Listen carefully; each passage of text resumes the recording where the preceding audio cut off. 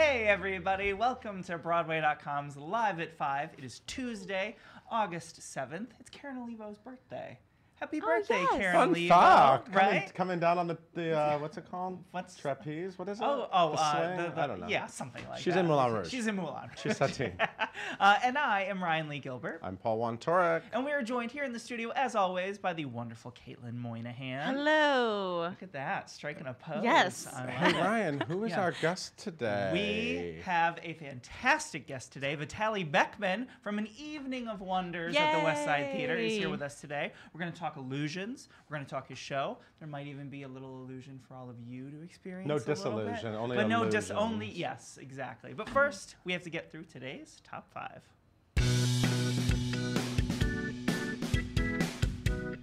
We got some casting news today about an exciting new show. Who loves Michael C. Hall? I adore Michael. We C. all love Hall, Michael yes. C. Hall. What's not to like? No, he's wonderful. Michael C. Hall Yeah. is coming back to the stage to do Will Eno's Tom Paine, based on nothing. In Sort of a famous Will Eno yeah, play, like right? a Pulitzer finalist, I Of believe. course, Michael is an Emmy nominee for Dexter and 6 Feet Under, and he appeared last in Hedwig and the Angry Inch. He did, yes. Lazarus. Maybe Yes. was that after? Maybe that was after. I think that was after, yeah. Cabaret, Chicago, and Scarlet. He worked with David Bowie on David Bowie's last. I know, one of his last I know, it's so projects. crazy. Crazy. Anyway, Oliver Butler, an Obie winner, will direct, and this will run from October 23rd to December 2nd at the Pershing Square Signature Center. Mm-hmm. Opening night is set for November 11th. Tom Paine, based on nothing, is about Tom Paine. Tom Paine. As yeah. he desperately and hilariously tries to save his own life, or at least make it something worth dying for. Can't wait. Love it. And we're going to be able to listen to something that was a limited run forever now. Yes. I sadly did not get to see Encore's Off Center's Songs for a New World. Same. You didn't get to see No, it. I didn't see it. But people loved it. It was I mean, amazing. Caitlin Moynihan got to see it. I saw it. It was She amazing. loved it. Jason Robert Brown's show. The people love it. The music is legion from that show. And now, if you didn't get to see it like me, you'll get to hear it and you'll get to own it because they are going to I record. think they're recording it right now, I think. They're recording it right now. Right now. Ghostlight Shoshana Records. Bean just blew the roof off. Shoshana Bean, Colin Donnell, Michael Kilgore, and Soleil Pfeiffer were in that show, and they are making an album from Ghostlight Records. And Kate Wariski directed that. Tom Murray, music, directed that show. And it played the New York City Center from June 27th through the 30th. That's why I didn't get to see it. It was so short. The album will come out in the fall. We're So going to listen to it. I'm very excited. Yes. It'll Totally. be like I was there.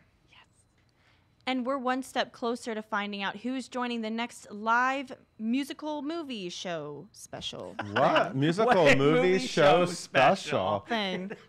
Live musicals on TV. It's a thing. It's Yeah, an pretty Emmy popular thing, right? Yeah. I mean, they do Yeah. really well now. So Rent Live is coming. I'm really nervous about this one. I know. 'Cause I love my Rent. It's a beloved property. Yeah. So this is kind of random. Yeah, this is a little. So let's discuss it. Yeah. So You Think You Can Dance host Kat Deely announced during the August 6th episode that the winner of the series this season will get a role in Rent Live. Yeah. Which sounds very cool and But interesting. Rent but doesn't usually have very much dancing. Right. I mean, that's La Vie the- Boa. Yeah, I don't like, know. I mean, don't there's know. Yeah, that's that, it. but otherwise. And then Contact. That's a number. Yeah, no, of But course. it makes you wonder, like, there's not really like big dance solos or. No, not that I But recall. role to Yeah. be announced, so maybe it'll be a great singer. Yeah, we have so many wonderful So You Think You Can Dance people True. who are Yeah. on Broadway now. Ricky Ubeda, Melanie Moore. Right. Yeah, like amazing. You're Just right. Loprado. So maybe yeah. whoever wins could play Mimi or Roger. Absolutely. Anyway, Rent Live will air on January 27th, 2019, and I will be watching. Yes. And some stage favorites are returning to Broadway tonight. Tonight, yes, Abby Mueller is reprising her role as Carole King in Beautiful, the Carole King musical. She is replacing Melissa Benoist, who played her final performance on August 4th.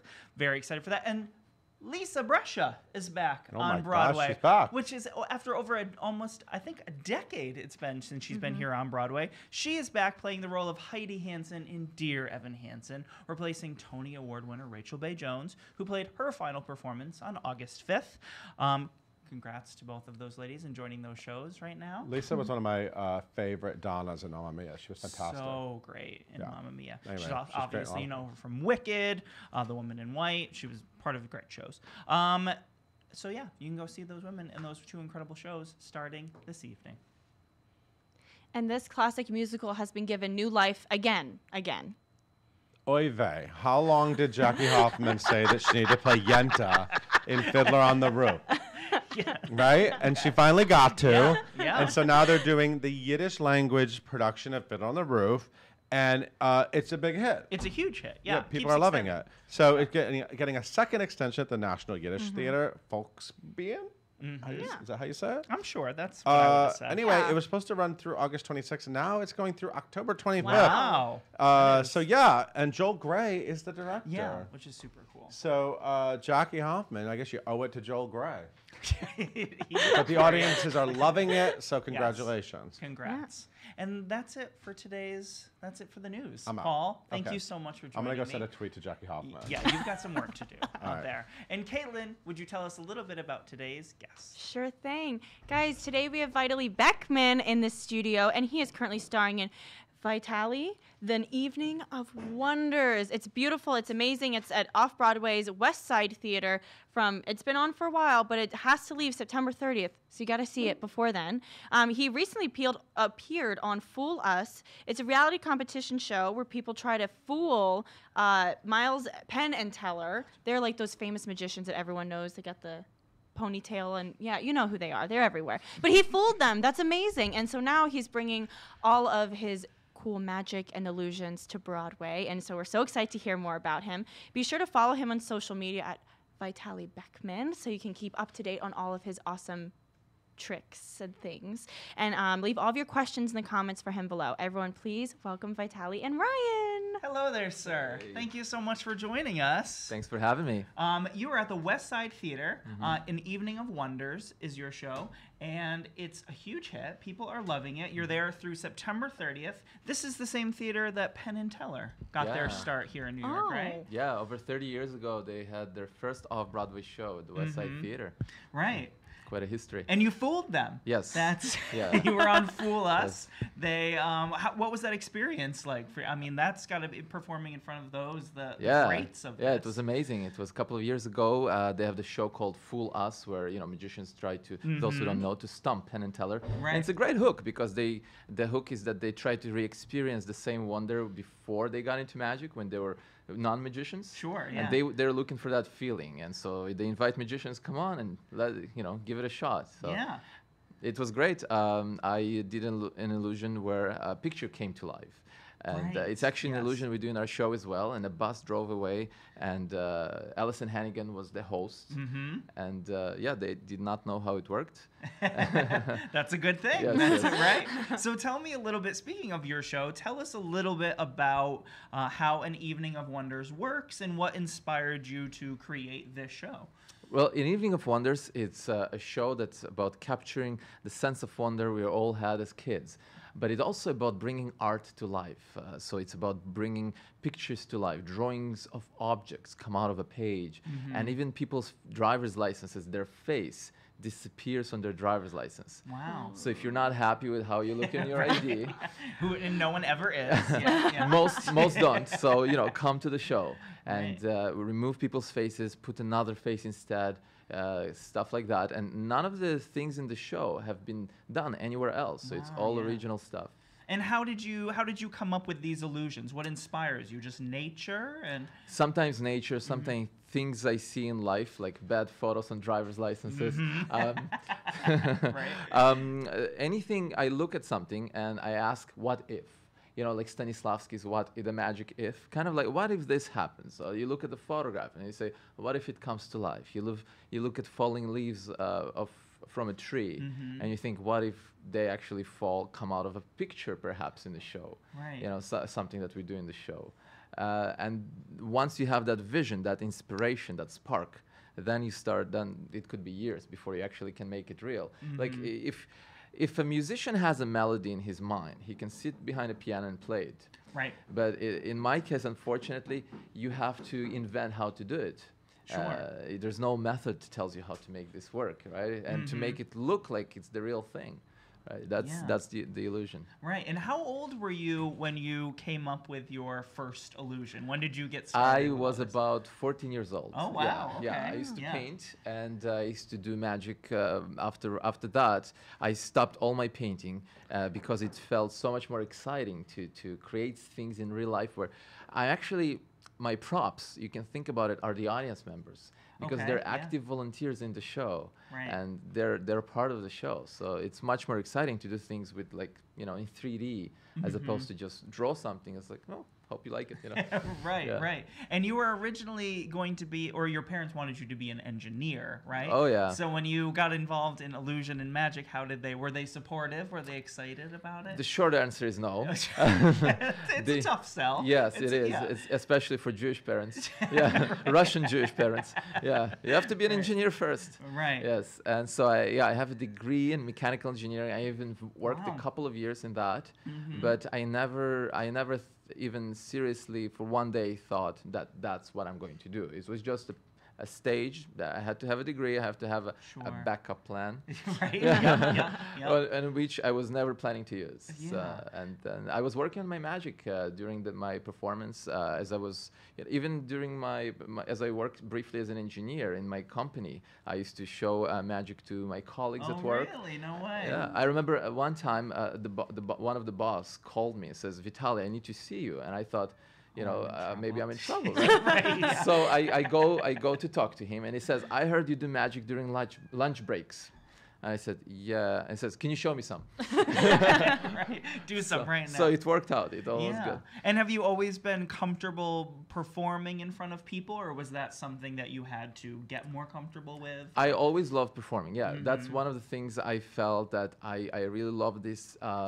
This nature of relationship with the audience, which is Yeah. very warm, very positive, and you can show people love, magic and to be amazed. Right. And I enjoy to be part of that. Yeah, and how long, when you come up with an illusion that you want to do, that you want to work on, how long would you say it is from like you thinking of it to you being comfortable enough doing it in front of people? How long? It's is that? very long, Is very it? very Yeah? long. Like years? Yes, Wow, years. wow. Yeah. I give you an example. There is an illusion we have in our promo where ink moves, lines Yep. or ink moves, and then a leaf comes out of a picture. Took Yeah. 2 years to make it. Wow. Yeah. Wow. And it's so simple, right? It looks very simple, just nothing but a pad and a Right. marker, and you draw something. But yeah, it's simple, but it's extremely complicated. Right, and you've traveled all over the world performing this show, and you're based in Canada. Yeah. But this is your New York performing debut, Yes, right? it is, yeah. How does that feel, and how do New York audiences compare with the other audiences across the world that you've performed? Yeah, audiences tend to be different to a lot of places I go to. Overall, I would say American audiences are more vocal than Canadian. Overall, because there are exceptions, and it's not always Sure, yeah, right. You there are never many exceptions. But I've been touring, like I went to South America, to Canada. I would say New York are more intelligent. But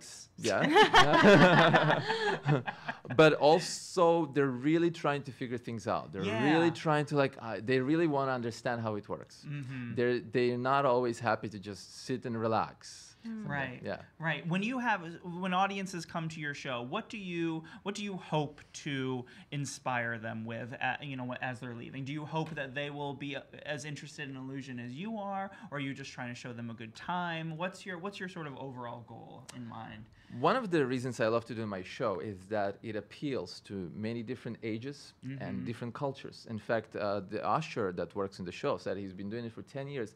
He never been to a show that has such a wide audience, such a Wow. wide appeal. Yeah. And I really enjoy bringing people together, because in my show you can have an 8-9-year-old kid, and you can have a senior citizen and maybe a couple on a date, and they all have this, you can say, the same experience. It's not like parents bringing their kids for them to enjoy. Right. So I love that, feeling of, how people can get united behind a show like that. And I hope to bring back, to strip down all the, things we acquire as adults. Because when we're kids, things are more simple. We look at something the first time and we're amazed, and it looks beautiful. And we've never seen any of that before. We would see it. Somebody would sit in the studio and you see all these lights, and it's amazing. And we're like, oh, it's like we're used to that, right? And so just to see things in the way they are. To bring that humanity back. Right. That's well, is there anything that you'd like to show us? Yeah, while you're I'll here? be happy That's to. in that, we can start taking some questions Yeah, in a little bit. absolutely. Right after this, we're going to do the show, so I couldn't bring with me anything, but I can show you one of the first things, like when I was practicing sleight of hand. I've got. I brought something from the coffee shop here. Has a little bit of sweetener, and I'm gonna give you a marker. I want you to write your name or initial. Put something on it. Okay. So kind of to mark it. Yeah. It's all happening. Okay, great. Oh, that's so small. Okay, I don't know if the camera. I don't know if the camera can see that. Yeah. And what I want you to do, I'm going to ask you to hold on to the corner, just like that. And I don't know which camera films it. This one right there. Okay, we're gonna pour the rest of the content into my hand, just like that. So everything goes inside, like this, and the packet goes. Well, most of it, right? Got a little bit here, but most of it is inside. And we're gonna take this little corner now.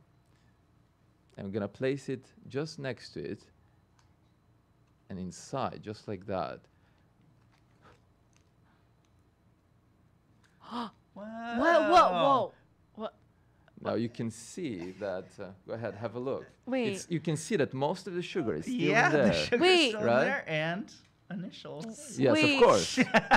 Wait. Poor Caitlin's freaking out. That is crazy. That's so cool. So I used to practice like that. Yeah. And, I never run out of sugar in tea. I was gonna say, no, Wait, the that's- packet's still full? Yes. Yeah, it's full. I mean, we Wait a have a little bit of the on the table left, but most of it is But still where'd there. you rip it? I'm It's sorry, an this is so illusion. fascinating. I love that. Okay, wow. So but of course, in the show we do bigger things. and Sure, with of people, course. And people get involved. Like there is an illusion I really like that I do in the show, where some people mark similarly an object, and somebody holds it in their hands, and it disappears in their hands, and it reappears in someone else's hands in the audience. Oh, Yeah, okay. I always dreamt, in theater we have the fourth wall, right? Yeah, I always dreamt to break that fourth wall and to have actually something teleport through it into the audience. Right. So it's not just, things don't happen just on stage, which is really one of the unique things I like about this show. Yeah, it's very interactive. Like the audience plays a role in your show as Yeah, well. yeah, Do yeah. you have a favorite illusion that you like to do? It's hard to pick a favorite because I Sure. create all of Yeah, them, right? right, So it's yeah. which one. But I would say the one that I would say represents the whole show is a drawing of, say, a rose. I draw an object on a blank page, and literally it starts to come out piece by piece and come out of a page. And I think the simplicity of it, that it starts from a blank page, and then you create something, whatever you think or you draw, and then it comes out. I mean, that's the show. It's about bringing your imagination to life. Yeah. And I think that's what the show is about. And I think that's what life is about. It's about creating and Absolutely, absolutely. Caitlin, what would our viewers Yeah. and fans of Illusion like to know? Let from me tell you, Vitaly? I'm still trying to figure out how that happened. I don't know. That was wild.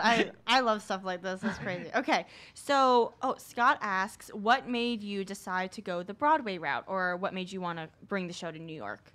I always dreamt to be in New York. And the kind of magic I do, it's not... I would say I love Las Vegas, but it's not a sewing a lady in half type of magic. Right, Yeah. yeah. So I would love to perform in Vegas as well, but I feel here this is more of a, because it's a show that combines art, and I felt it's fitting more. And I have experience before that. I've been into New York, and I showcased sometimes at like conferences, booking conferences, and I saw the reaction, and I felt this connection with the people here. And I felt that people here, they really appreciate that. Right. Do you like to go see other magicians and other illusionists, or do you go or is that intimidating for you, or do you like to go no, to see? I love to see others. Yeah. However, I made a point to see many more shows outside of magic. So a lot of the stuff. To pull in influences. From Yeah, other, a lot of my inspiration actually comes from musicals and from Really? plays. Yeah, Oh, yeah. yeah. And so I've seen, every time I visit, I try to see 2-3 shows a day when I'm here, just to take a lot of things in and to get that inspiration. Right. Have you seen Harry Potter and the Cursed Child yet? Because No. that's that everyone loves the stage. I haven't craft. seen. I was told that You're there's close somewhere. by. I'm close by. Yeah. I didn't- I'm just so busy. We're doing 8 shows a week Totally, as well. of course. Yes. And so I can't. While I'm doing the shows, I Yeah. can't see anything else. Because that's another show that leaves a lot of people of, Yes. how would they do that? Oh yeah. Well, I'll have to see. You'll it have one to day. check it Yeah. out. Totally. This kind of goes off of, for this next question, it says, what other magicians inspire you, or who do you look up to in the illusion world? So when I started, when I was about 14, 15, I got a lot of inspiration from David Copperfield. Of course, yeah. absolutely. Me too. And, Yeah, no, I and love actually some of the things like with the sugar packets, the sleight of hand, that's how I started. And then I love Siegfried and Roy and Lance Burton. And later years, I admired Darren Brown. He's from the UK, so a lot of people Okay. haven't heard of him, but he did an off-Broadway show here, I think, last year. which Okay, was yeah, very oh no, I think successful. you're right, yeah. And another great show playing in New York is Derek Delagudio show in and of itself, yeah. And what I like about that show is how different, how unique it is. You know, I love shows that are very different, that are not like anything else. Yeah.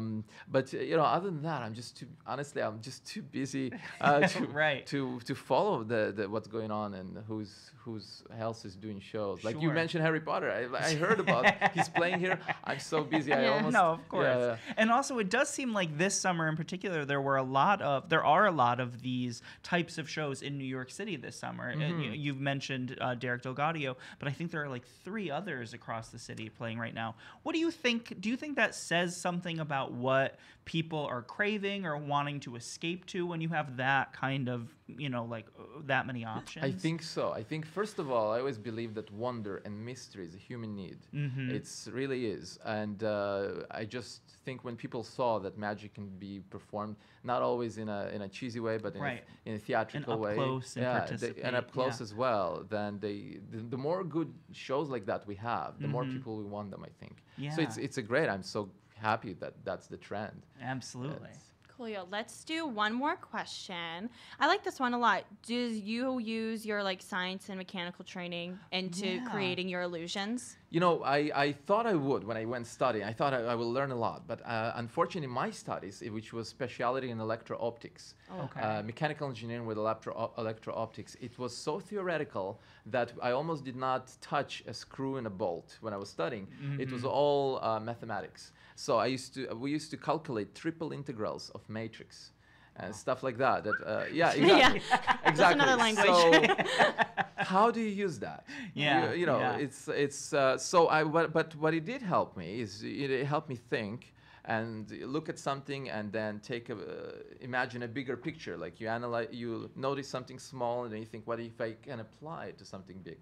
So it taught me how to apply one thing to another Right. thing and to come up with ideas that way. Totally. Well, Vitaly, thank you so much Oh, for joining us. thank you. It's such a pleasure The having you. pleasure Thank is you for mine. coming to New York. Thank Stick you. around. Thank We you. love having you here. Make sure you go see An Evening of Wonders at the West Side Theater. The show is playing through September 30th right now. So get tickets, go see it. You'll love it. And Yeah. please stop by again. Thank Come you. see us. Thanks so much. for having me. Of course. Thank you.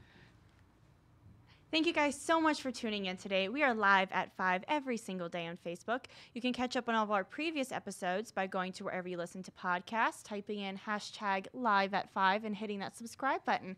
Be sure to tune in tomorrow when we talk to Manu Narayan from Getting the Band Back Together.